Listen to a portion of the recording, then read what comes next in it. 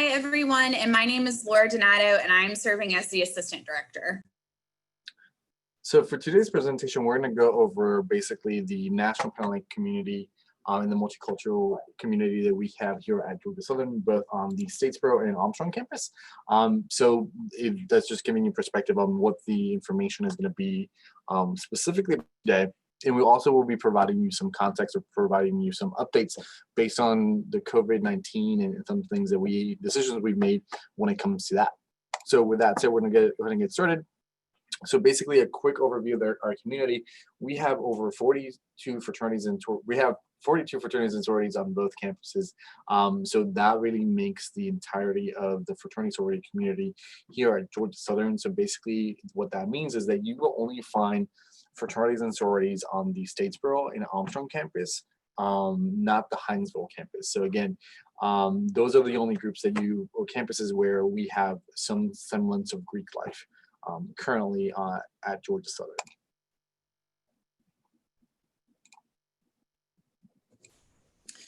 We believe that joining a fraternity or sorority is one of the best experiences that you can have in your undergrad experience because of the opportunities that come out of being in a fraternity or sorority. There's so many leadership opportunities, giving back to our community, holding ourselves to a higher standard, especially when it comes to academics. And so we truly believe that when fraternity and sorority is done right, that it is the best experience that you can have throughout your time at Georgia Southern. So diving a little bit more into both communities. So basically at the Armstrong campus, we have 10 chapters. 6 of those are sororities, 4 of those are fraternities. When it comes to councils, so think as councils as these are the groups that oversee these chapters, or in our sense, the way we phrase it is that they are the governing council of these specific chapters. So we have the College Pan-Hellenic, the Interfraternity Council, and then we also have the Multicultural Greek Council. So just to kind of backtrack here a little bit, specifically for the Armstrong campus, our Multicultural Greek Council does currently includes chapters of the National Pan-Hellenic councils, and that's something that we're working through to kind of change and shift a little bit. So this is something that again came to us from if that makes sense, after consolidation. So those are some things that we know need to be changed and tweaked moving forward. So that's something that we also wanted to kind of note on that front, and you'll see a little bit more once we get into a little bit deeper into those conversations. When it comes to the Statesboro campus, we have 32 chapters, 12 of those are sororities, 20 fraternities. And again, when it comes to the councils or the governing bodies that oversee these chapters, we have the Interfraternity Council, the National Pan-Hellenic Council, and the Pan-Hellenic Association.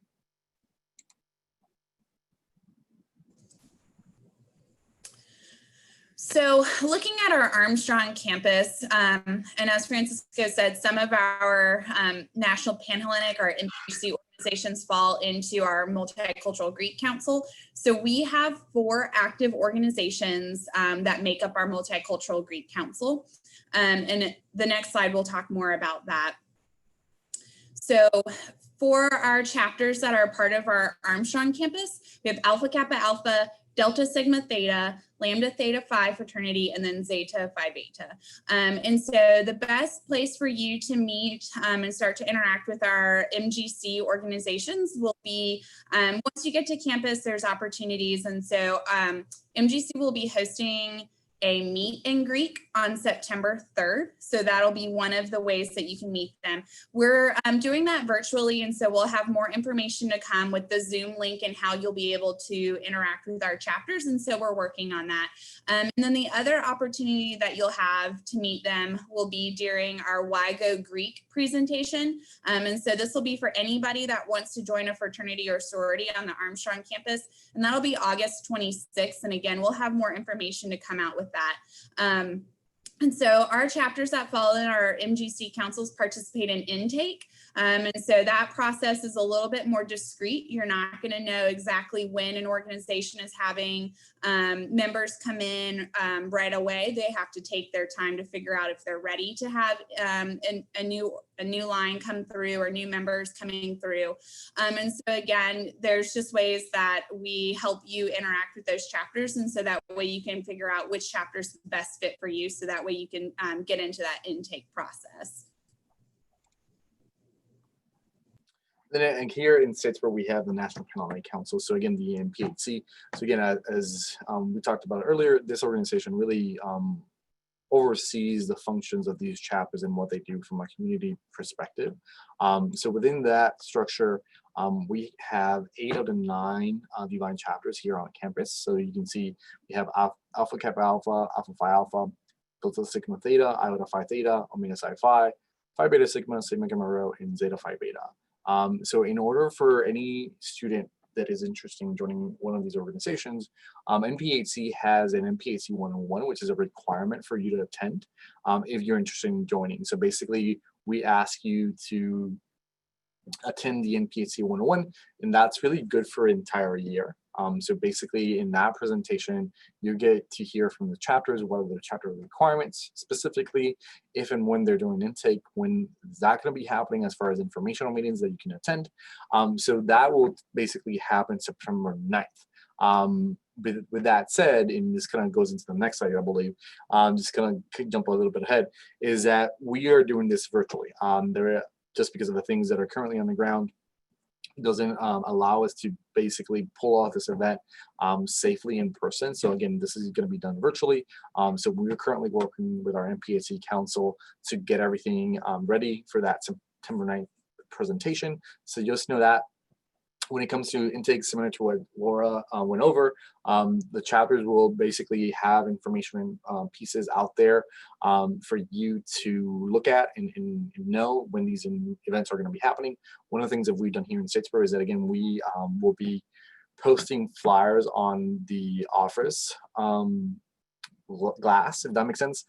So that way you already know who's doing intake or when somebody's going to have an informational meeting to talk a little bit more about the process for joining that specific chapter. So again, the piece that I said over, like I said, everything that we are doing moving forward will be from a virtual standpoint. As of now, we're working with all our chapters in no matter what council they're in to make sure we have a better understanding of actually how they're going to be conducting intake, and if they're going to be conducting intake, how are they going to maintain a safe environment for the new members coming in, but also for the chapter perspective. So those are the things that we already have started asking questions to our chapters to kind of have a better understanding how the actual intake process is going to be performed from an individual chapter perspective, so we can have a better idea of what information we need to provide them when it comes to safety measures that they need to take into consideration as they consider doing intake this semester.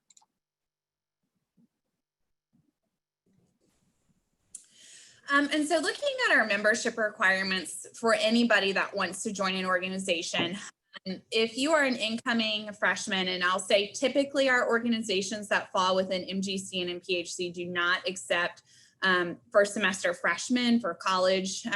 They want you to establish a college GPA, kind of get your feet on the ground, get a good feel for what campus is like, and then will be open for membership for you. Again, that's not all of our organizations, but most do that. So if you're coming in as a freshman, from straight out of high school, you need to have a 2.75 GPA, and this is based off of admissions. So it may not necessarily be what your high school transcript says. It's based off of what admissions accepts into the university. If you are a college student and have at least 12 credits or more, you need to have a 2.5 GPA as a minimum for membership. There's no exceptions to this. And again, as I said earlier, we hold our students to a higher standard for academics, and that's part of why we set these GPA requirements. And as a new member, you will be required to complete a hazing prevention module. So you'll get information on when that is due based off of the councils and when you decide that membership is ready for you. If you're a dual enrolled student, you are not eligible for you are not eligible for membership right now. Got to be a full-time student for that. And also we have a policy in place that is really meant to keep our students safe. You are only eligible to join an organization that is at your home or primary campus. So if you are attending Statesboro as your home or primary campus, you are only going to be eligible to join our established organizations at Statesboro, and vice versa for Armstrong. And part of that is just we want to make sure that our students are safe.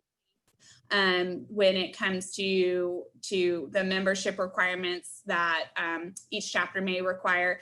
The highway that's in between Statesboro and Armstrong is notorious for accidents. And so that's really part of the reason why we have this policy in place.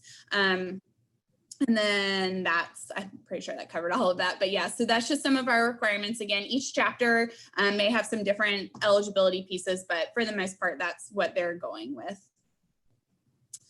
And then looking at our first semester dues. So this is a breakdown based off of the chapter's requirements and for first semester dues. And typically your first semester is going to be your most expensive semester. This goes into some new member fees. There might be a test that you have to take that covers that. You're paying typically headquarters for your membership, things like that. There's some council fees in there. Those are usually small in comparison to what the chapter is charging for. And then it also ties into the operating cost of the chapter. And so if they're doing events or if they're doing anything that may require money, so things like that. So this is what your first semester kind of range can look like. And so if you're at Statesboro, the range for our chapters is from $900 to $2,200 a semester. And then at Armstrong, our range is from $425 to $1,500 a semester. Again, that's just our range from our chapters. And so it may be a little bit more, it may be a little bit less, but again, your first semester is typically your most expensive, and our chapters typically have payment plans. So that's something that if you're looking for membership within a specific organization, that's something that you can ask them. How do you expect dues to be paid all up front? Is this a one-time payment per year? Is there a semesterly cost, things like that? But this is, again, what we see coming from our chapters within that first semester of membership.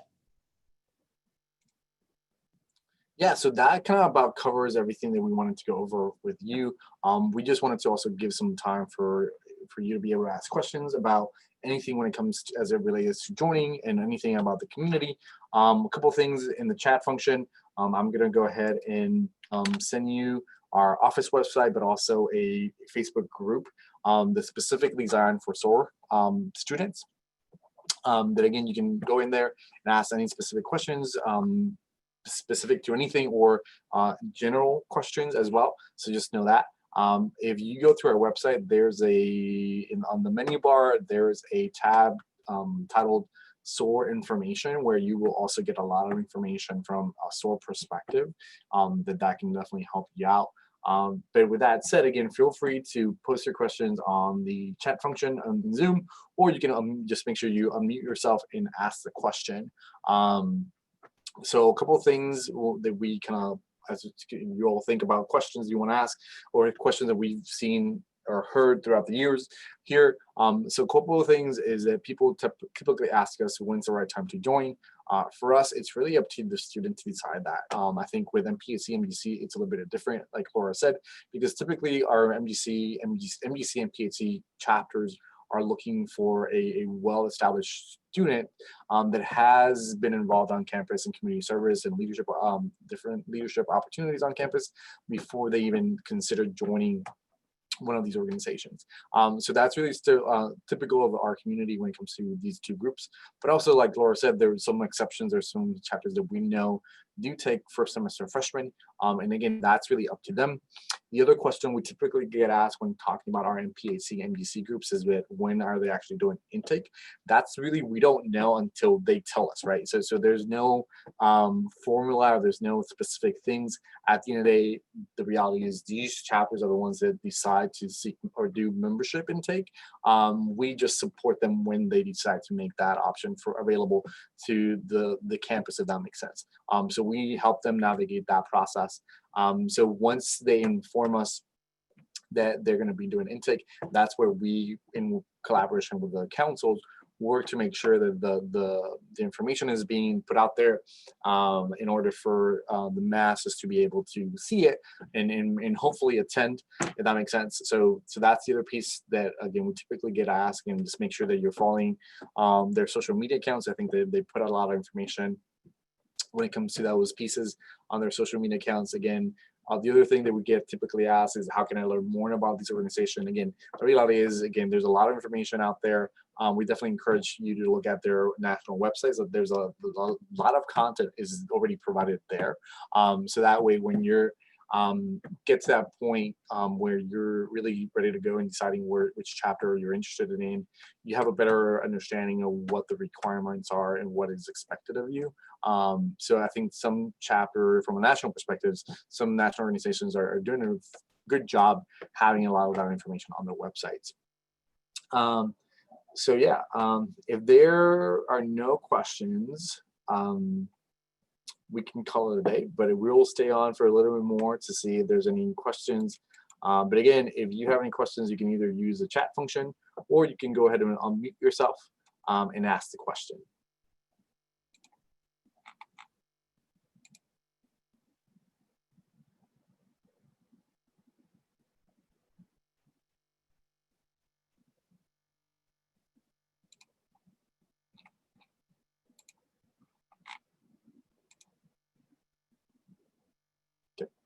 So hearing none and seeing none, like I said, we appreciate you taking the time out of your day to join our Soror Live session. Like I said, if there's any questions, concerns, you can always reach out to Laura or myself. Again, Laura is based on the Armstrong campus. I'm based in the Statesboro campus, so we can both help you in that perspective on either campus. So feel free to reach out. But like I said, if there's nothing else, again, we appreciate you attending. And again, if there's any questions, concerns, feel free to reach out. Enjoy the rest of your day. Bye, everyone.